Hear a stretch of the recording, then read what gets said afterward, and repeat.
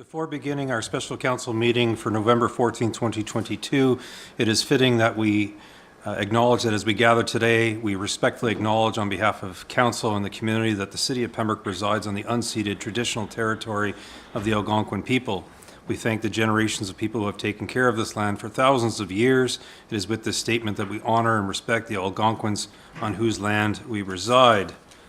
I'd like to call this meeting, special meeting of council to order, and I would ask that everyone please stand as we engage in an opening prayer and or reflection. Before opening this meeting of council, I would ask those who wish, each in your own way, silently join in a prayer of guidance over these proceedings.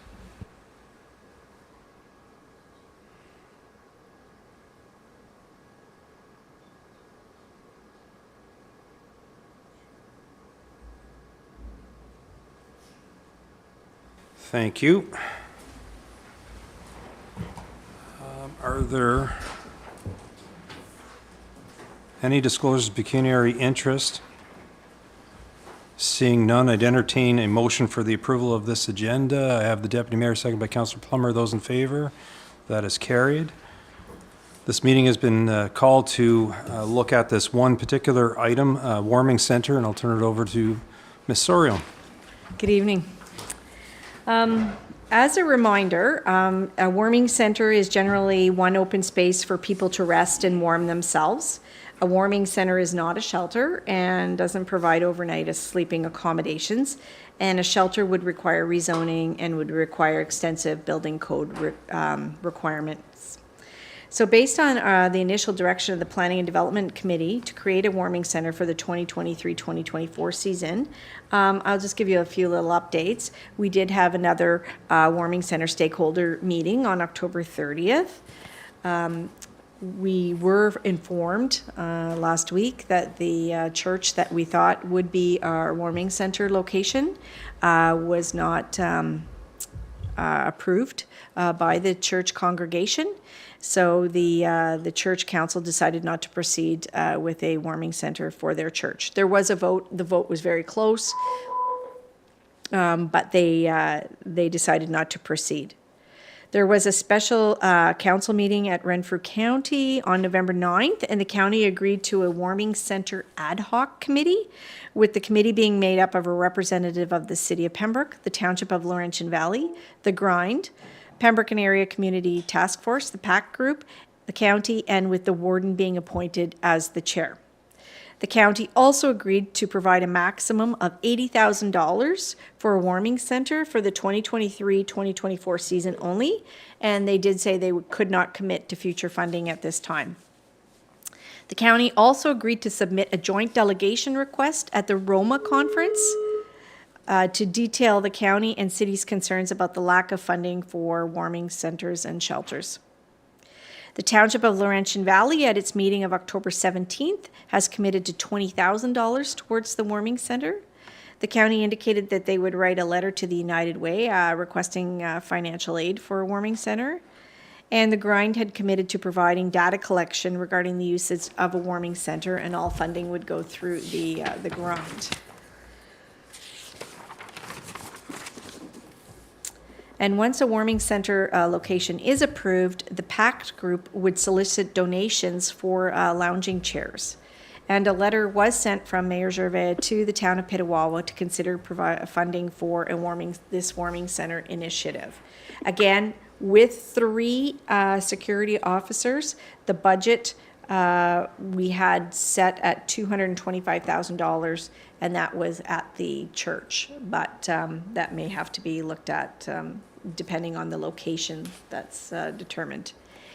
The PACT group met this morning with the mayor and our CAO and myself, and they are looking at other options since that church is no longer available. And based on their discussions this morning, their preference would be to use the city-owned space, which is the Parks and Rec garage, right across the street from the Grind. They would like to use that for the warming center, and then they could use the washroom facilities at the Grind, and the security officer could take them across the street and open the doors and let them use the washrooms. So that's where we sit now. I don't know if you wanted to add any more, just to get the discussions going, or? Yeah, no, that's a great summary. I appreciate that. And I really appreciate at this time just to acknowledge all the work that the staff has done in trying to look at different alternatives and look at the different solutions and work with the PAC group and other individuals on trying to find a solution. And so, yeah, as Colleen was mentioning, the meeting this morning, and coming up with the preferred option of being the annex. Certainly the issue, that will come from that is specifically, okay, what do we do with the operations staff and going forward with that? So, but that'll be another obstacle to get over. And if I could just add one more thing about that particular location, or any location that's owned by the city. So whether it's land or building that are owned by the city, there is a section in our zoning bylaw, it's called public use. So it states that any building or land may be used for public service by the city, provided the lot coverage, setback, height, and yard requirements prescribed for the zone are complied with. So what that means is a rezoning is not necessary. I had our solicitor review that opinion, and he is of the same interpretation, that because it's a public service, and a warming center is definitely considered a public service, and because the city owns the land or the building, that it is not, a rezoning is not necessary. Okay, if I can ask from the chair, which, Tony Fleming from Thank you. Cunningham Swan thank you. was Okay, our lawyer. okay. So who wants to go? Councillor Purcell? Thank you, Ms. Sorio, for your report. I really appreciate that. And thank you, sorry, and thank you so much for the work that you've done. I know that I called on Monday and it was supposed to be a holiday and you were in the office working, so I appreciate that.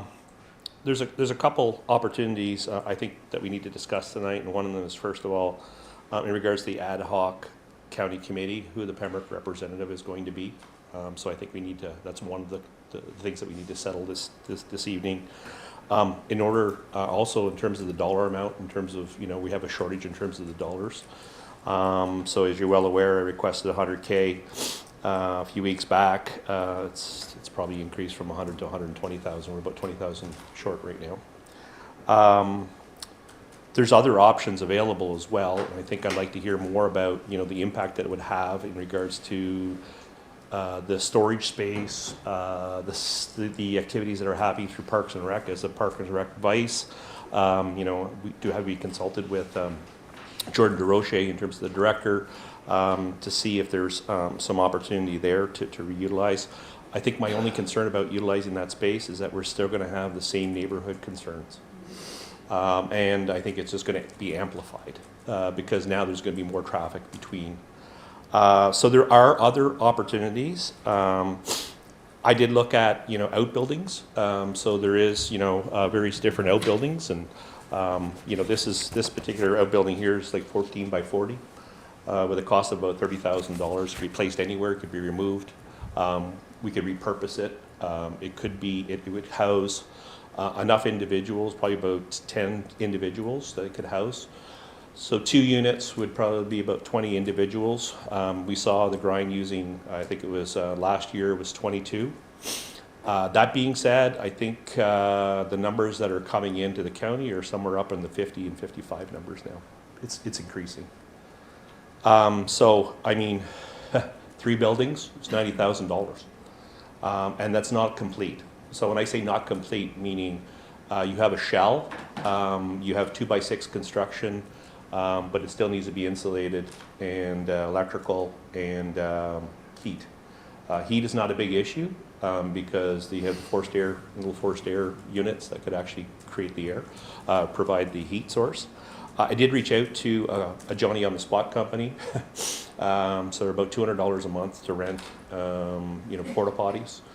So 2 porta potties about $400 per month. So what I'm suggesting also as another option is to consider the use of the farmer's market or the parking lot in the marina. It currently isn't plowed.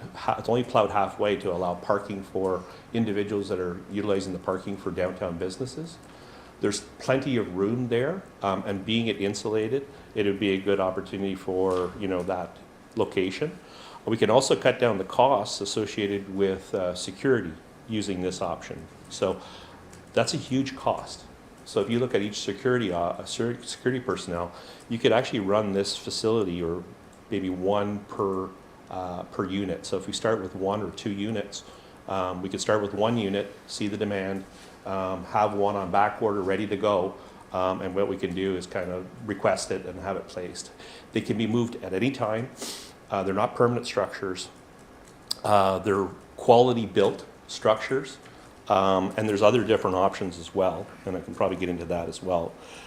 This may not be the preferred option. These are single units, okay? Very with the heat source. They come with everything in it. This one here is probably about 6 by 8, so enough for one individual. About a $10,000 level. These are huge dollars in terms of startup costs. Remember that these can be repurposed. They can be sold as sheds after the fact, right? They can be sold for hunt camps and various different things if we get into a situation where we're looking at more of a bricks and mortar facility down the road or a lease space. Ideally, I still want to pursue the space downtown across from the old former Sears building across from Renfrew County District Health Unit, because it makes sense. It's in that corridor. There's no neighbors. I talked to Lou from Giant Tiger. He's on board. You know, I think it's a proper space for it, because you have the harm reduction program that comes out of the Renfrew County District Health Unit. You have addiction treatment services that's on one side of the building. You also have the mental health drop-in center. You have the methadone clinic. You have all the access to the services, and you're not far from the grind. Unlike what we were looking at before in terms of the church, which may be a little bit too far outside that area in terms of providing supports. So there's lots to think about. There's lots of decisions to make, and I'm hopeful tonight that we can kind of move things forward in terms of the funding, so ensuring that we have the appropriate funding. So I will be making a motion for the funding of an additional $100,000 put forth to support the most vulnerable homeless population for 23-24 season. And that's in addition to the $80,000 that was provided through the county and $20,000 through LV. So I guess a couple takeaways are, our numbers are increasing. They're not going away. I can tell you on the news today, 1 in 5 families in Canada are experiencing food insecurities. That's on the news today. Check out CBC. 1 million people more use the food banks in Toronto. 1 in 10 people are using food banks in Toronto. It's happening here too. And this is a way, based on our community well-being and safety plan, this is a way that we could start executing on some of the recommendations that are coming out of that particular plan. We spent good money on this. I recognize that there's going to be a lot of upfront costs no matter which way we go, because I'm sure if we put people into the garage, it's going to need some retro. It's going to need some work. There's opportunities if we are allowed sleeping arrangements, which I'm hearing we're not. We have cots from the Ontario Winter Games that Lou is graciously storing at the Giant Tiger store right now. So there's all these things that I think that the community can get behind, and I think also if we can get the ball rolling, I know that there's a lot of community partners that will step up and help with the operations, donate services. Maybe to get this building up and going, we're going to need some insulation services, we're going to need some electrical services, those kinds of things. But other than that, the building is ready to go. So you're talking about a 3-week turnaround to actually have it, on the premises, and with portable toilets right now that will be cleaned through the provider, emptied by the provider, and not only that, we can make it so that the interior is, can be disinfected and cleaned, and making sure that we have the appropriate protocols in place based on the protocols that were provided through us through the Grace Inn but I know they operate more of a shelter, but we can still utilize those policies and put those policies in place so that we have the operations of these facilities from only open from 10 p.m. until 8 a.m., at which time they'll utilize the services at the grind. So please consider the disruptions to that neighborhood, because I do think it's important. In fact, I've had people come forward and say, look, I just had a newborn. I can't deal with this disruption. We can move the facilities down to the end of the street. It's just a short jaunt to the services in terms of the daytime program, and we can provide those services either out of the farmers market or even behind the trail in the parking lot of the marina, which I think is probably the better location, to tell you the truth. So thank you so much. I appreciate your consideration. I know this is important not only to me, but to everyone. Well-being and safety of our citizens and our residents, especially our most vulnerable. It's the Canadian thing to do. It's the right thing to do. And I think as a community, we need to step up and demonstrate, first of all, that we can do this. And we can take some of these lessons learned and we can move it into how are we going to build homes quicker. Maybe they're small modular homes. Maybe that's the next step. This is just a start. And then we can kind of say, okay, let's start building these modular homes. So that way, when we start addressing the homelessness issue, you don't have a huge inventory in terms of permanent housing, but we also have an inventory of portable housing that could be repurposed in the event, down the road, where we have to start looking at, okay, we're going to have this huge increase in terms of demand for housing, but eventually that's going to decrease. We all know that. And even the government is looking at that right now in terms of making sure it's sustainable and not devaluing other people's homes because you have such an influx of housing. So, thank you. Thank you. Ms. Sawyer, did you want to, there was a number of different items raised in terms of consulting, parks and recreation, farmers market, marina, and the Sears building. No problem. And the Sears building, did you have any information on those different points so we can move this forward? Okay, so the city garage, let's start with that one, across from the grind. Again, there would be no rezoning necessary. However, the building was never built intended to house people. So we would have to have a person with a BCIN do a building code matrix on the property to change it to an assembly occupancy. The building code permit, or building permit, would be required. There's no existing signage, like exit signage, no fire extinguishers, hardware on the doors. The furnace must be inspected, but those would be things that would be easy to do. It's presently used as a Parks and Recreation workshop, and it houses a 1-ton truck with a sander and a plow truck. So there would have to be alternative locations. Now, the PACT group did email with some possible locations, one of them being the former Sears building, and several other ones in the city, but I don't know if they spoke to the owners. Some owners are local, some owners are not local, some are in Markham and some are in Almont, of the 4 buildings that they proposed. But then I'm sure there's going to be lease costs for the city to use some extra space from them for the recreation department's workshop and trucks. So that's that one. The marina, again, the city owns the land, so it would not require a rezoning. The washrooms don't work in the wintertime, so that's why there would be a need to have the Johnny on the spots or porta potties brought down there. Also, power connections from ORPC would be needed for the outbuildings. So there is, the only thing that the marina is that it's very cold and there's a wind down there, but I mean, if they're insulated properly, then they should be fine. The farmers market, same thing, and a rezoning is not necessary. However, there is a farmer's market lease that we do have, the city does have with the city. And there are 2 washrooms there, one washroom for men, one for women. But we don't think that, we think it's only a seasonal building, and that their water would only be seasonal, and there, again, we'd need the porta potties. And again, ORPC would need to bring in power. The thing is the lease, and the lease indicates that bookings would have to go through the farmer's market. So we would have to contact the farmer's market if we were interested in that location to see if they would approve that location during the winter months for these 2 outbuildings or 3 outbuildings to accommodate a warming center. Was there another property that you mentioned?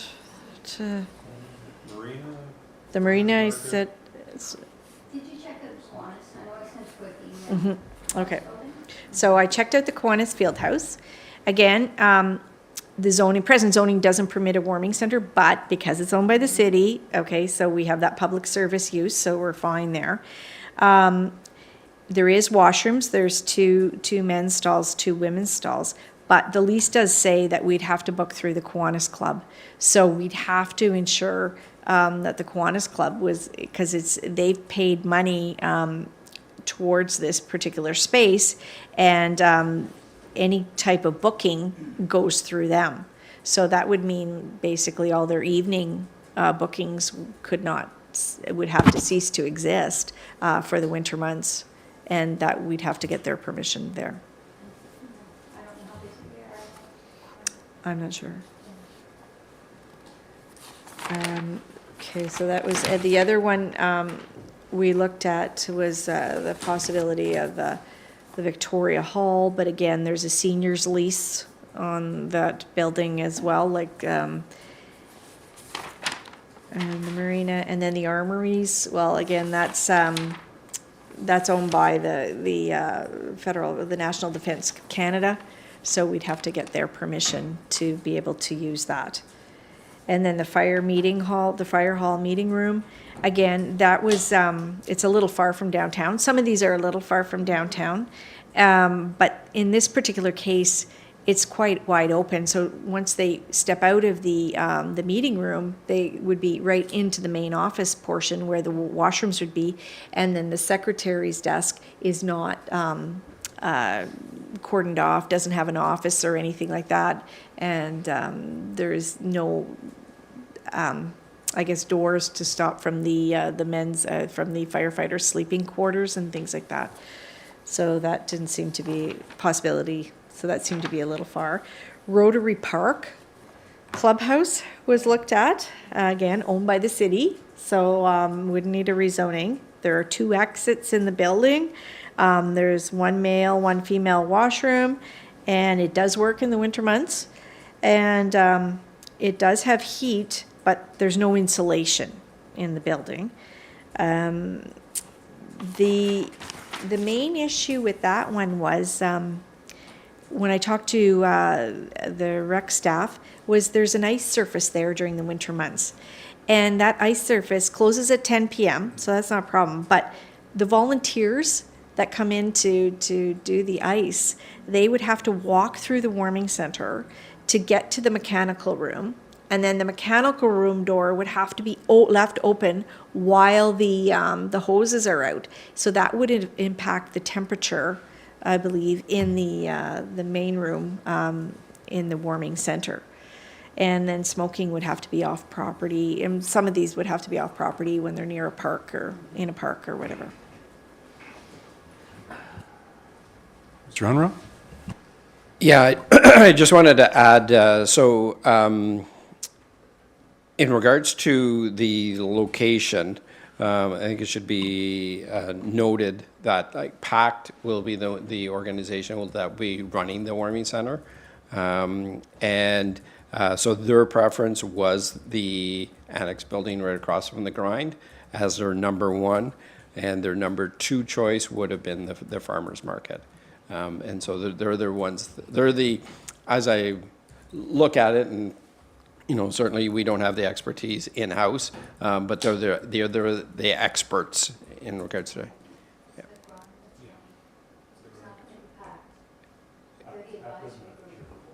Yeah. So just to build on what Mr. Unruh was saying, in the meeting this morning, we had a representative of the grind and a representative of PACT, if that's what you wish to call it. And that's what Mr. Unruh is saying, is that collectively, that's what they indicated was their choice. Councillor Frenier? Well, I want to thank you for doing all that work. Easy to sit and send an email and say, can you check this one out? Yeah, like my preference would have been Kiwanis Building if they didn't have bookings already, because it's there, it's in a parked area, it's not close to any neighbors, it's kind of in there. I'm just like, so I guess I'll go point by point. I would move that Councillor Purcell be appointed to the county ad hoc committee if you would accept. I'm putting a motion forth for that. Okay, just a point of order. I wasn't sure if Councillor Purcell already made a motion in regards to the dollar value. So that motion should be Oh, I'm sorry, yes. Yes. seconded and Okay. voted on before we create Okay. a new motion. So I'll Sorry continue, about I'll continue then my comments. I'll put that forth later. I mean, I like the structure idea. What would the capacity, if I could address through the chair, was there an indication of capacity once the walls are finished in those 14 by 40 structures, et cetera? Like how many individuals could be in there comfortably? So I have the layout here in regards to the plan. Pardon? Oh, sorry. I do have the layout here. It's 13.2 by, sorry. Yes. It's 13 feet 2 inches by, again, probably just a little bit shy of 40 feet. So almost 14 by 40. It's 2 by 6 construction. So it's well built. There is an option in terms of going 2 by 4 as well, but I think this allows for some additional, thicker insulation, Yeah. especially if we're going to be putting it towards in the location in terms of the marina, where there might have some draft off. Steel door, and again, it could be repurposed and put on a float and moved around. It could be used off-season for other purposes as well. There'll have to be, again, some retro that has to have. So depending on what you're going to do, if you're going to put chairs around, such as lazy boy chairs, so a typical lazy boy chair, so if you kind of think about feet-wise, so if you got 6, 7, 8, 9, 10, 11, 12, 13, 15 individuals per Yeah, cabin. Plus, there'd be space for one security officer in terms of security for the building. So I think that's the way it would work. And then some ventilation components that are required as well. Okay, well, I like the trailer idea, and the farmers, sorry. Yeah, I'm not used to that, 4:30. Yes, so I would support the farmer's market after you discuss it with the lease holder, sorry, the leasee. It's going to come down to dollars, but I guess the way I was looking at it was, we know 100,000 wouldn't be enough if this was going to run right through to the end of April. But we don't know what the true costs are going to be. And this would at least cover all expenses up until the end of January when we're talking about budgets again. And I want to say I'm so happy to see the county find that 80,000 in the social service, in the homelessness initiative's budget. They've obviously going to trim other programs to make that money happen. I don't know where, but they had talked about their overnight accommodation budget that they already provide to these individuals. And I know, I've always said, well, the county gets money for this, and the county, I was corrected at one of the meetings last week where they get it from the province, but the ratepayers here don't pay any.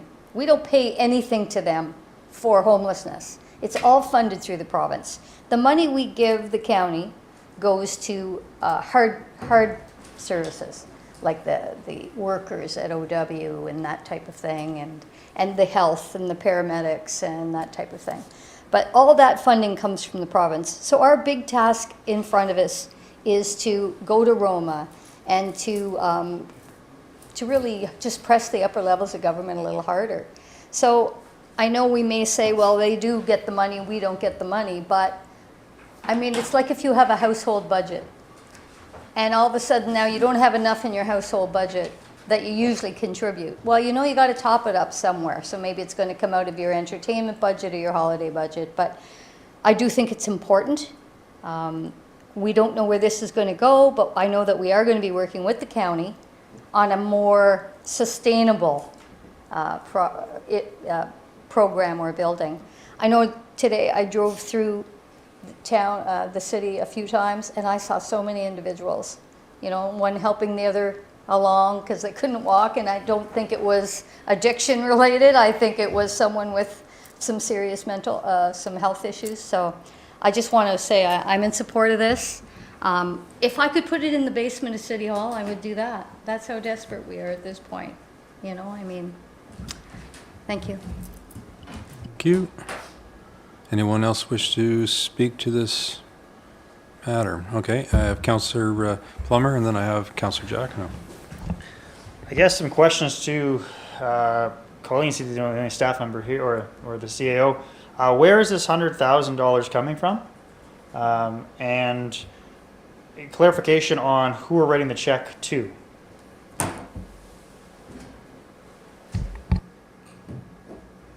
Well, I looked at Colleen and Colleen looked at me. I'll answer the second part first. So the money, as talked, would flow through the county since they have the expertise to do this. This is not our expertise. We do not have any expertise in managing a warming shelter. So all funds would go through them. They would set up the service level agreements. They would be reviewing it. And so that's all done through the county. In regards to where the money would come from, I know the treasurer had talked that there could be some funds coming from the contingency, could be coming from operations, has the capital contingency fund. So there's, I think, a couple different areas where it could come from. But I don't think that's been definite in regards to where it's coming from. Hopefully that answers your questions. Okay, follow up to that. I think, I guess it's hard to say, hard to approve something when you don't know where the money's coming from, certainly. We understand that the need is there and also, but it's one thing to commit to something and not sure where the money's going to actually be funded. Question through Colleen, could you speak more to the Kiwanis building again? Just to clarify just what facilities are there and how that building could be possibly used as a warming center? Sure. Okay, through you, Mayor. The Kiwanis Fieldhouse is a building in the Riverside Park, and it is land that's owned, and the building is owned by the city of Pembroke.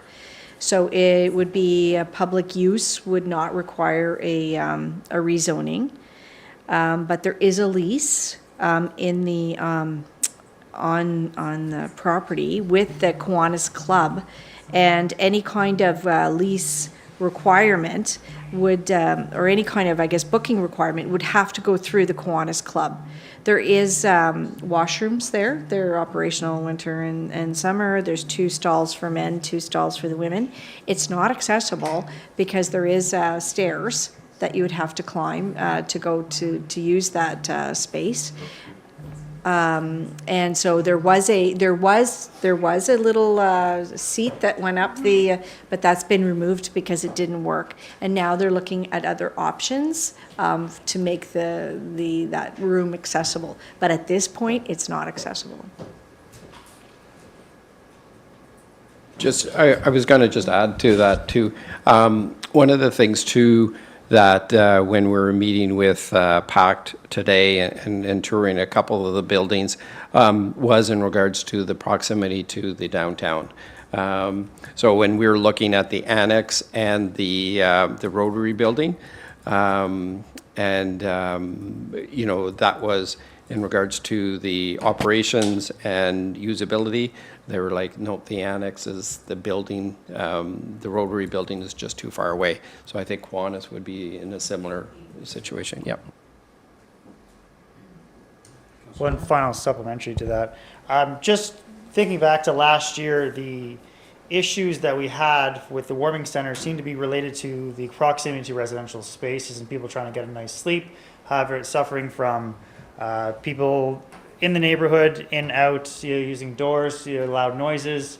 I just feel that certainly putting another warming center in a residential area, such as the annex, but I understand the PAC's saying that being downtown is where they want to be, but unfortunately, if the Sears building or another building in the commercial zone area are not available, looking at residential areas is certainly not feasible. That's why I went back to the Kiwanis Center, the Kiwanis building, saying that it's not technically a real residential area. It's kind of on its own in Riverside Park. Yes, understandably, it's not close to downtown, but maybe something to this committee to look at a little further because of the exact proximity to residential. Hopefully it keeps the noise down. Thank you. Thank you. Councillor Jackman? Thank you, Mr. Mayor. Relationship to some of the comments that Councillor Purcell made, I have to congratulate him for looking outside of the box. Some of the things and the research you've done are very noble, and it's obviously taken some work. I thank you for that. I know that recently on the news, the national news, there was a lady who lived in a very small unit that the community was threatening to take away from her, and she said if they did that, they would destroy her because that was her home, and she just didn't have any place to go. So my heart went out to her, and I thought of what we're faced with, Your Worship, as well, members of council. It's a tough decision. In regards to supporting the financial part, I believe if we can find the money and come up with the solution for 1 year and take a look at it, I'd be for that. But if we're going to say that we're going to have this continually into our budget, I think there have to be some other resources and some other solutions. Seeing that if an alternate solution takes place, it is my understanding that the neighbors have been encountering the problems in and around the grind won't have that sort of scenario happening. It'll be isolated somewhere else and won't be affecting anybody really if there's nobody living around that area. My only other concern is that some of the folks that we're dealing with individuals that have, probably some mental issues. I'm not judging anyone. Whether they even want to stay in a building of that nature is a question. Some of them in shelters in Ottawa don't want to stay in the shelter. They feel that they're being robbed or somebody's taking advantage of their personal goods, etc. So it'd be interesting to see how that all pans out. But when it's 45 below, I don't think you want to be sleeping in a snowbank. I don't care how tough you are or how your mental capacities are functioning. I think you want to be where it's warm. It's a natural instinct to stay warm and to stay secure. I also want to just comment on what Councillor Purcell said about being a Canadian and helping the people in need. I know your father, served his country in Korea. He didn't say, well, why am I going to do it? He did it. And that's part of what being a Canadian is about. Your mother, Isla, and your dad, they served the Canadian Legion with great respect and great, El número que usted llama no existe. great service to Canada and to the community. They helped others in need. They did a lot of things behind the closed doors that people don't hear about. But and they did well raising you, I might say, even though I don't agree with everything you say, Councillor Purcell, they did a good job, and I'm sure they would be very proud of you. Your Worship, I feel that if we can come up with the money, we have to help these people. Whatever the solution is, we're going to have to move, and we're going to have to do it very shortly. Thank you.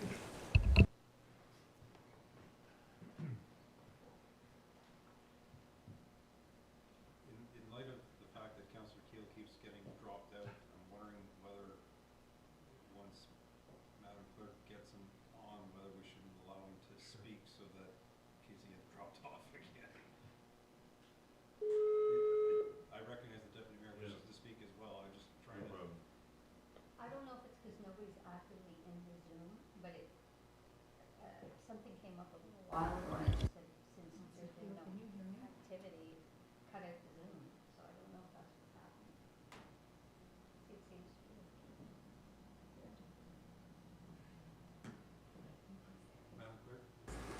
Councillor Keel, are you there? Hello. Did you wish to speak to the matter, Councillor Keel?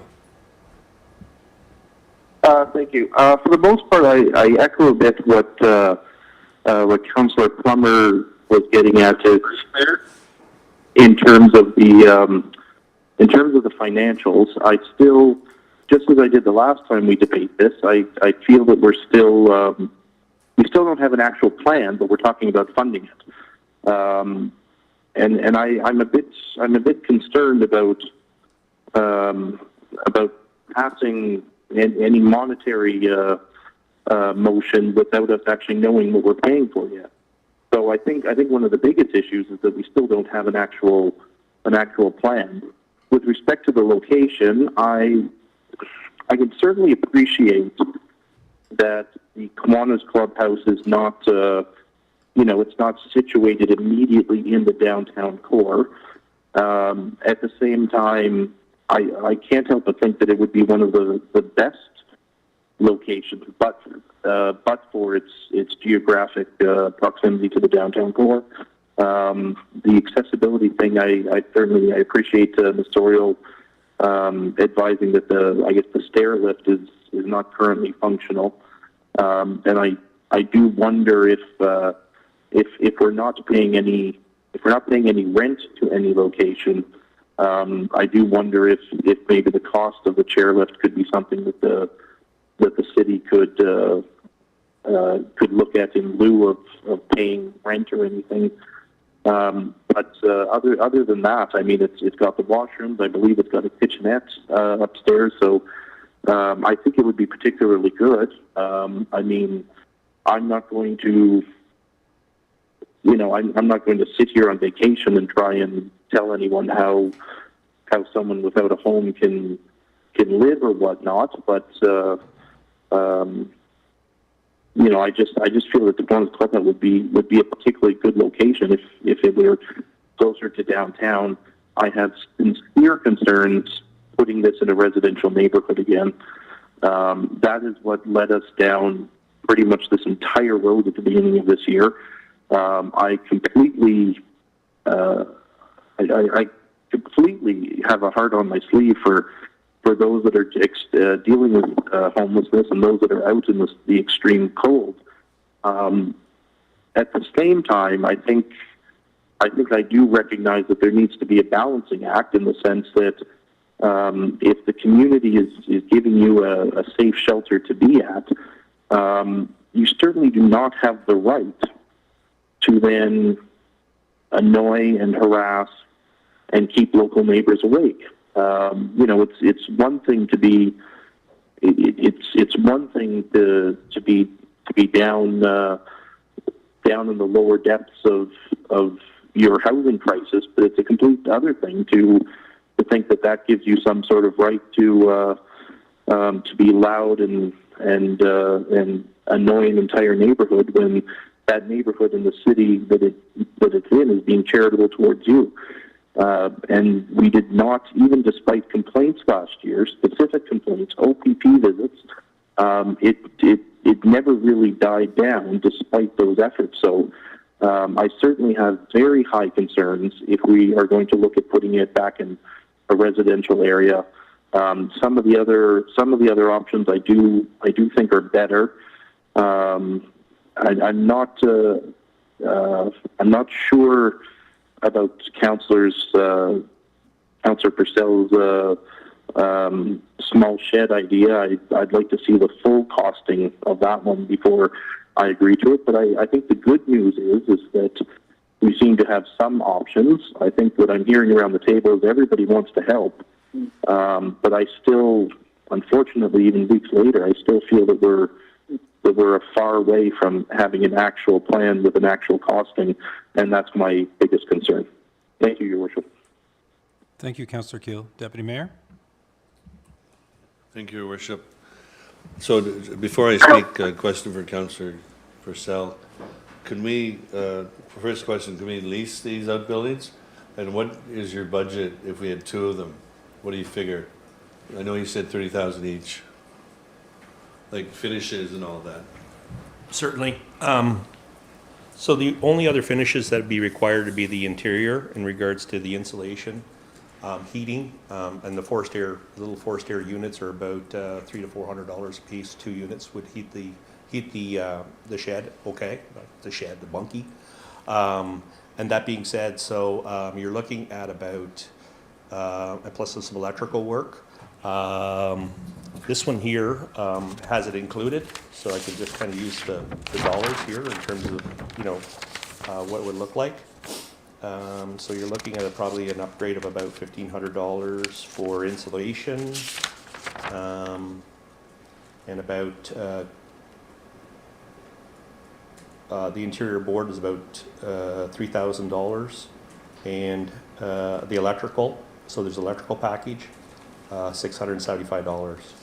So that's what it would be in terms of those total costs. So an additional, say, the additional $3,000 to $4,000 associated with the interior, right? So, Quick point of order, that would be for a small unit. I think your bunkie's quite larger than that, so you may have to do a multiplication. Yeah, I actually did a little bit Okay. of multiplication there. Again, what I was hoping to do is if we actually had the units available, we could put a call out for support in regards to, I know there's some electrical companies that would donate some time and material. I know that there's some insulation companies or Home Depot, you know, other home hardware, those individuals that could actually contribute insulation in terms of bad insulation. So I don't think it's going to be a huge undertaking. My only concern about using some of the other facilities is you got to remember that a lot of these individuals that are utilizing the type of lodging that we're talking about or the protection that we're talking about, there's a lot of issues associated with them. So it needs to be able to sanitize. We need to be able to run it, you know, in a safe manner. My concern is that if we have it in a building, I'm just concerned about some of the damages that may occur inadvertently just because of the operations and some of the individuals and based on some of the issues associated with their current conditions. So I think this is an opportune time, even if we put, you know, 3/4-inch plywood on the inside, make it you know, a nice setting in regards to, hey, it's comfortable, it's warm. But again, our goal here is just to make sure that there's a place to keep it out of the cold. It's not a hotel. It's open from, you know, 10 until 8. All belongings come out. They can move forward to the grind where they can provide additional services such as showers and meals and those kinds of things. So the only thing that'd be required is seating also. We've already got a quote. So I'm kind of a little bit concerned in terms of what Council Keel was talking about because I did have a breakdown in regards to the costs. The only additional cost would be that we're purchasing now instead of leasing space or in terms of the lease costs is we'd actually purchase and actually own the building itself or buildings itself. So 2 buildings would be about $80,000 all complete. That's everything complete, but don't forget we own them, right? And they could be repurposed for any other purpose. If we're not using them, or they could be sold. So as another, you know, option or a tiny home for somebody. So I think we could actually recoup the dollars that we put into those in the event that we do have a bricks and mortar solution down the road, or rezoning of a particular property, or leasing of another property, or purchasing another property to house other activities as well. So. Hope that answers your question. I know it was a little bit long-winded. Mr. Unruh, I think, has some information. Yeah, no, I was just going to add, so when we were talking to PAC this morning, and so they've also took a look at the building option down at the farmers market, and so they've been in contact with the supplier out of Ottawa and looking at I think they were saying a 12 by 40 foot trailer to begin with and to rent. And so they've got all that already figured out. So that's just another, I don't want to complicate matters, but in regards to the lease, the leasing versus buying option. And I think they said that they were, do you have it, Colleen? No. Was it like $1,200 to $1,500 a month? Oh, okay, okay, but yeah, it was, yeah, would that be in the order? Yeah, insulated, everything. Mayor, I imagine you weren't done. Yeah. You had a question, okay? Yeah, Deputy Mayor? President, so I want to thank the county of Renfrew and their county council for the $80,000. And I will support a motion for 100,000 as I did before, because I think it's important for the city to step up. This issue is a Pembroke issue, it's a county issue, but we have to do something. It just seems we can't settle on a location. I do like the idea of the outbuilding that Councillor Purcell is proposing. I like the idea of the trailer that Mr. Unruh just explained. Kiwanis Club would be good, but it's not accessible, and it's out of town. It's out of the downtown core. We could offer a taxi subsidy, but that's an option. But I can't support the annex location. That's a garage. It would have to be the building condition matrix, and the washrooms it doesn't have washrooms. Did you say it didn't have washrooms? They use the grind washroom? Through you, yes, they would have to Okay. use the grind washrooms. There were so many issues with the neighborhood last year, and I don't want history to repeat itself, despite I know they said they have an extra security guard and protocols in place.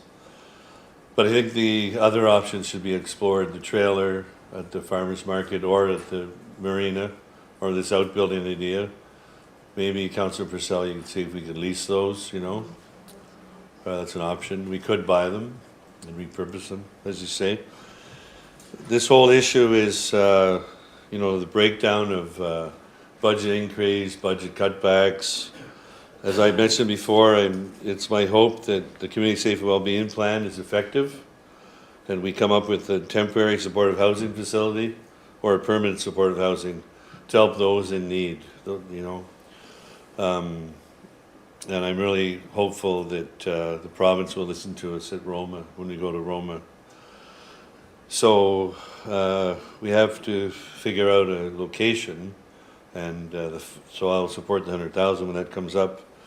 But that's my preferences for locations and that. I want to thank the PAC group and CEO Unruh and Ms. Oriel for all the work you've done, and staff, and Councillor Purcell and those that sit on the health committee. But we need to do something, and it looks like we're getting there, but we have to get more information. But I think tonight we should settle this money issue. Councillor Jacquinot? Thank you, Your Worship, members of council. As the chair of the Renfrew County Housing Authority, I'm privy to a lot of comments that a lot of you probably don't hear, and I can't bring it back at every meeting because it's just too intense. I don't think you'd want to hear it. But some of the homeless that are housed in motels, etc., abuse that privilege, and it may be because of their mental health issues. And what happens is the hotel motel people don't want them, and so they'll say, "Well, house me, I'm cold," but they'll go into a unit and destroy it. That's the minor part. I could get into some other things, but I will not. My question is to the committee, or whoever it's going to be, are we looking at having a place for 50 people over the course of the winter, starting November right through till April? The thought that, the comment that I heard just from 10 to 8, at 8 o'clock they leave. Does that mean they take their possessions with them? Do they have a reservation for 8 months or 7 months? Is that their bunkie where they're going to sit, or is that their bunk or their chair? Will they be there every night? Will that be their accommodation, or does that change? I mean, I'd like to figure out the logistics, because I don't think it's going to be very easy. When somebody goes up to have his meal and then comes back and he says, "Geez, now tonight somebody else is there. I don't have a place to sleep. I'm not in a motel." Where are we? How do you solve that? I think that's a legitimate question. Are we looking at reservations for 50 people? What if we have 75? Now what happens? How do we handle that? Any suggestions, any outlooks from other members of council? Because I think it's a valid question. And as we said, the numbers fluctuate. They'll go from 20 to 30 and in the winter. And we have people coming into the community. They're not all from here. So how do we handle that? Does staff have a response to that? Again, and I don't want to belabor the point, but certainly we don't. This is not our expertise, and certainly so that's why we rely on the county to administer this for us. So, like in regards to reserving, I don't think the grind did any reservations last year. I know talking to the experts in the field, if there is 50 so individuals, maybe only a third of them will actually want to get out of the cold. There's in the discussions there this morning, it was very disheartening. The individuals that they're actually tracking currently right now that they're trying to get out of the cold, and the individuals do not want, like they're hiding basically from people that want to give them help. So, there are individuals out there that will not, take part in this the services if we provide them. So I don't have an answer for you, but I think it's up to the county as the expertise in this to administer it. So my understanding is Councillor Keel wishes to speak. Is that what I'm? Okay, I don't know. The deputy mayor was saying. I said you want to speak.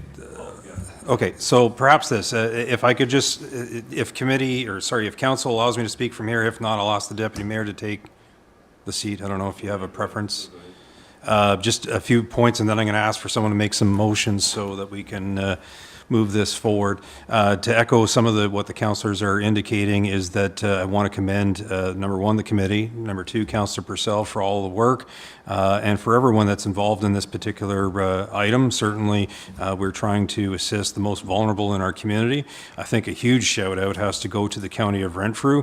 I think it was an excellent delegation to the, and I commend Councillor Purcell for that, an excellent delegation to the county, and the county did not have to do anything. The county could have said $0, and there in fact was at least one representative of county council that was not supportive of giving any dollars to this particular initiative.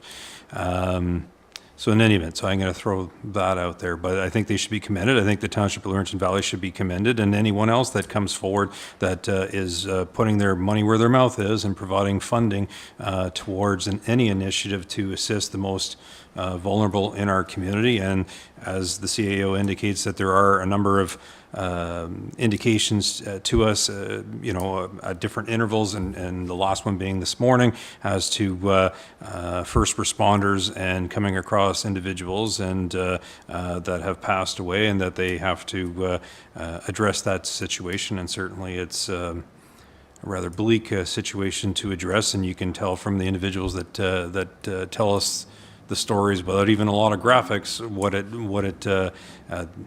the effect it had on those first responders when they had to go out and had to address that. So that's what I wanted to say from my point of view. But certainly, if we can have some motions to deal with it in that fashion, because we've all now spoken to the issue. So, Councillor Purcell, you wish to speak to it, or our motion, or? Can I comment first? Yeah. Thank you. Just a point of order. So, there is a motion on the floor, so I think it needs to be a second. Needs to have a seconder, and then there can be discussion. Okay, I apologize. I didn't interpret it as a motion. So it's a motion for a request for $100,000 to support the warming center operations for 23-24 for the city of Pembroke, in conjunction with the dollars that are provided from the county and Laurentian Valley. Okay. So we're a total of $200,000. Okay, is there a seconder for that motion? Seconded by Councillor Lafreniere. Okay, does anyone wish to, final time, speak to that one? So starting with Councillor Purcell, and then we'll call that vote. Please, thank you. Just a couple things. I just wanted to kind of talk about some of the discussion that we're talking about. There's also some additional, initiatives that are going on as well that council may not be aware of, and you probably heard about. The county working with paramedics to actually go out and provide those services, out in the field, meeting those individuals where they're located. And also that the point-in-time account is actually occurring right now. So based on preliminary numbers in terms of point account, we're seeing an increase from last year and continue to see those increases. It's not my numbers to share, but I'm sure you're going to be hearing about it from the county very shortly.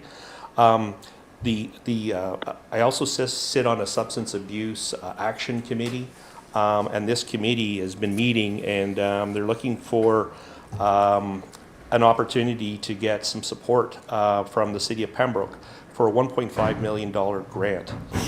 Now, the purpose of the project is what we talked about in terms of, providing those services out in the field. So it's the integrated mobile substance use service in partnership with existing community withdrawal management services, community paramedics, hospitals, and the Pembroke County District Health Unit, the local public health unit, a new peer support staff to provide access across Pembroke County referrals to the mobile services that will come from hospital, EDs, inpatient units, residential substance use treatment programs, community programs, and justice system, walk-ins and self-referrals.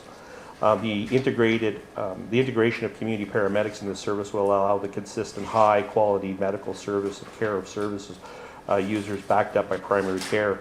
The mobile service integrates current high-quality but siloed services that have historically been provided in the region.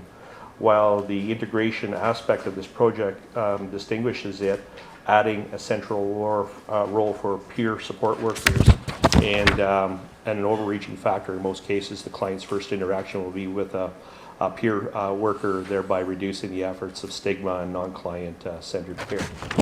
A huge mouthful. A lot of work is going into this this application, and this application is due on Monday. What I'm requesting also, in terms of a motion, is to get a letter of support. It does not cost the city a dollar. Just want a motion. I'd like to put a motion forward in regards to a support letter that be drafted specifically to David Hessedance for inclusion in the SAUAP grant application. So we would require that by Friday of this week. So can I put that motion first, and then we'll go back and talk a little bit about the funding? No, sorry. Oh, okay. You already have a motion on the table, and that's got to be talked about first. So that should be the only motion that's being discussed right now. Okay, thank you. Thanks for the clarification. So again, it's the $100,000.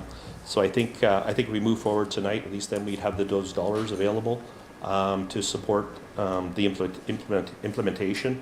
I do think in terms of those dollars, once we have those dollars, we should look at the option that you talked about in terms of leasing the trailers as the first option. So I think at $1,500, that's a month, that's a deal. So I think that'd be the first option, and then we would look at either leasing or purchasing the larger unit. So. Okay, Councillor Jackson, you Recorded votes, Your Worship. That actually solves one of my problems, because I was trying to figure out how I was going to know how Councillor Keel was voting. I'm trusting that he's still there. Does anyone else wish to speak to the motion before the clerk starts rhyming off the councillors' names for the vote? Oh, Councillor Palmer? I am in support of the principle, but I will not be supporting the motion, as there's currently not a plan on where the money is actually going. I just feel that it's not quite flushed out yet, and where the actual dollar figures are coming from the city. Thank you. Okay. And so, Madam Clerk? So the motion is moved by Councillor Purcell, seconded by Councillor Frenier, that council fund $100,000 to support the warming centre operations for the 2023-2024 season. Recorded vote, Deputy Mayor Abdallah, Yay. Councillor Ed Giacono, Yes. Councillor Keel. May have to come back to him. We might have to make sure he's connected. Councillor Lafreniere, Yes. Councillor Plummer, Nay. Councillor Purcell, Yes. and Mayor Gerva. Yay. Did you wish to try and reach He Councillor just sent Keel me an again? or- email.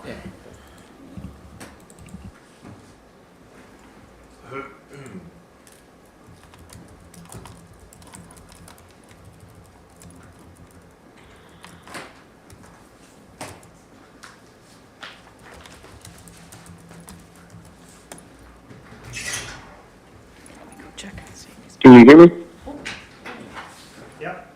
Yes, we hear you, Councillor Keel. Councillor Keel votes nay.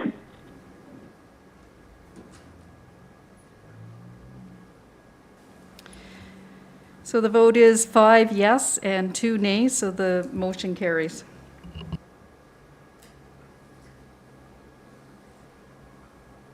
Okay. Councillor Purcell, you had another motion. Did you wish to put that one forward, and let's deal with that one? Certainly. So the motion is that the city of So the Pembroke vote provide a is le- 5 yes, 2 nay. So the provide a letter of support for substance use action plan by Friday, November the 17th, to David Hesselitz for inclusion in the SAUP grant application. Again, I went through in regards to what that would address. It's for the mobile services supports, coordinating all efforts in terms of those wraparound services for individuals with mental health and addictions. Is there a seconder for that motion? Councillor Giacono? I would second that, your worship. Okay, any discussion on that one? Seeing none. Anyone want a recorded vote? Seeing none. Those in favor? And that's carried. That's carried. Councillor Frenier? I'd also like to put forward a motion that we appoint Councillor Purcell to the newly formed county ad hoc committee for the Warming Centre Initiative, or shelter, so / shelter. Councillor Giacono? I would second that, your worship. Any debate? Seeing none. Those in favor? And that is carried. Any other motions?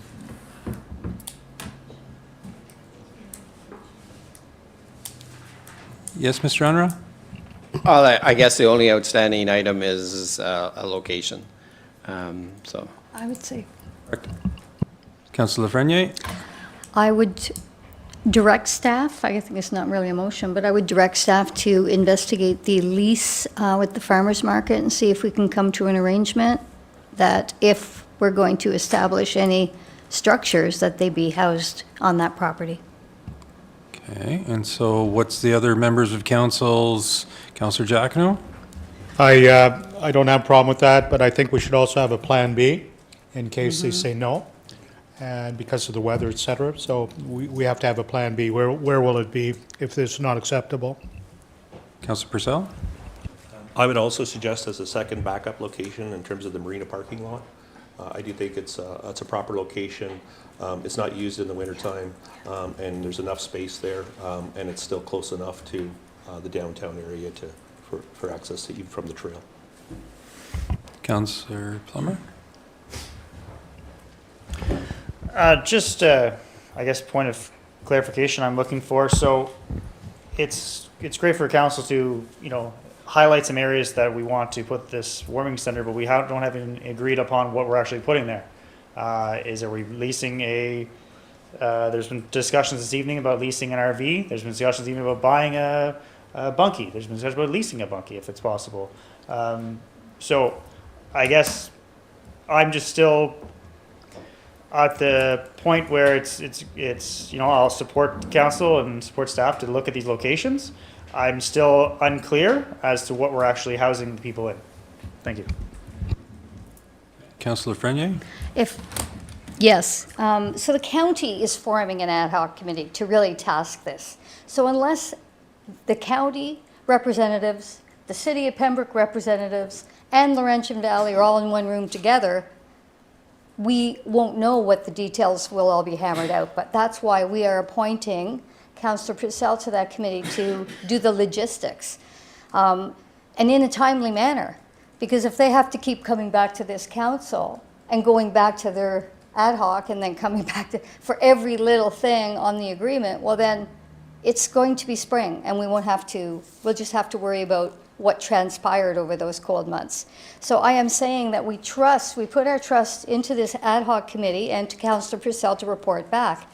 They can work out the logistics, whether we lease, that seems to be the favored option. But let's let them, the devil's in the details here, and let's let them handle what they do best. And that's what I would say, put your trust in them. I mean, we are putting the money forward, no different than we put to other projects, to consultants. We give them hundreds of thousands of dollars. Well, do we ask for an outline of every single item that they're going to perform for that money? No. So I am saying, let's trust this ad hoc committee. They will report back, and hopefully we're going to find a solution to this problem. And I know it's a numbers thing with a lot of people, but like I said, that's what the committee's for. Councillor Purcell? I know there's a lot of discussion on this topic tonight, so I just want to reassure the two councillors that didn't support the dollars that there is going to be quite a bit of rigor from the county. The county had stated that there is going to be a rigor in regards to how those dollars are being spent. Including the Pembroke dollars, right? So, I mean, we're going to work on action plans and making sure that, we're looking out for the best interests in terms of those people and the organizations, the various different municipalities that actually are contributing to the success. We also have Petawawa that's interested in contributing as well, potentially. So there's still lots of work that's happening, and maybe some of the contributions that we all pay. So, there's a lot of things that are happening right now, and we have to kind of move quickly. I do want to instruct staff or just to I know that PACT has already had discussions. I wish I was part of those discussions this morning. I think it would have been very helpful. But that being said, if PACT has already received those quotes for lease trailers and those kinds of things, I think that's very important information to share back to the ad hoc committee, so that way we can move forward either one, leasing or purchasing. The only thing I was thinking is if we purchase, then we own it. And it could be a City of Pembroke asset if we purchase it. And it can be repurposed for other things or resold down.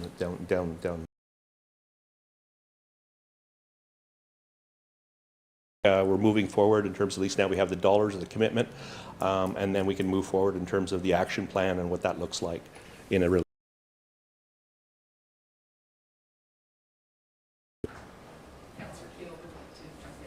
Oh, okay. Oh, okay.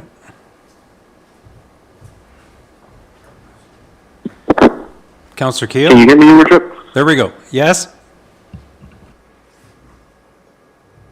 So my only comment would be that I would place 100% confidence in Councillor Purcell to move forward and represent us the best on this matter. The only reason I voted no for the 100,000 was because I thought we're putting the cart before the horse. But now that if we're going to move forward, I think I agree that the seven of us don't want to be at the negotiating table every other night in order to approve every inch and every foot forward.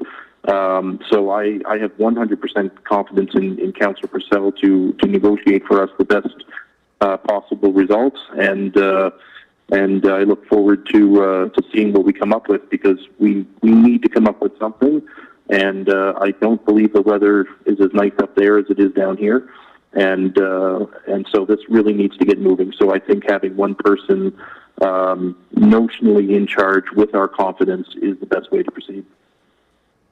Okay, thank you. Question of staff in terms of the direction. So it seems to be a general consensus in terms of a direction regarding investigating the location, leases and all that.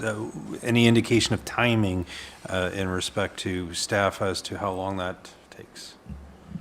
Well, I'll certainly reach out to the representative from PACT, at least by first thing tomorrow morning. And as we indicated to them, they should be approaching the individual at the farmer's market. So I would leave it in their hands in regards to that. I've reached out to the CEO from the County of Redford to see out when the ad hoc committee meeting is meeting, and so I'll pass that on to Councillor Purcell as our representative. And I think that PAC had everything else in hand. Like, they were going to be leasing the building. It was just a matter of where and the funding. Okay. Just the reason why I was asking is depending upon what you get told or what have you, whether or not it was coming back to council again. That's all I was just trying to figure out in my mind as to timing, and it continues to get colder each and every day. So so now you have all the motions and you have direction. Is staff content with, or do you have something else? No, I think we've got direction. I appreciate council. Okay, thank you. Deputy Mayor, confirming bylaw? Thank you, Your Worship. Moved by myself, seconded by Councillor Andrew Plummer, that bylaw 25-2023 to confirm the proceedings of the special meeting of council November 14th, 2023 be adopted and passed, and further, that the said bylaw be signed with the mayor and clerk and sealed with the seal of the corporation.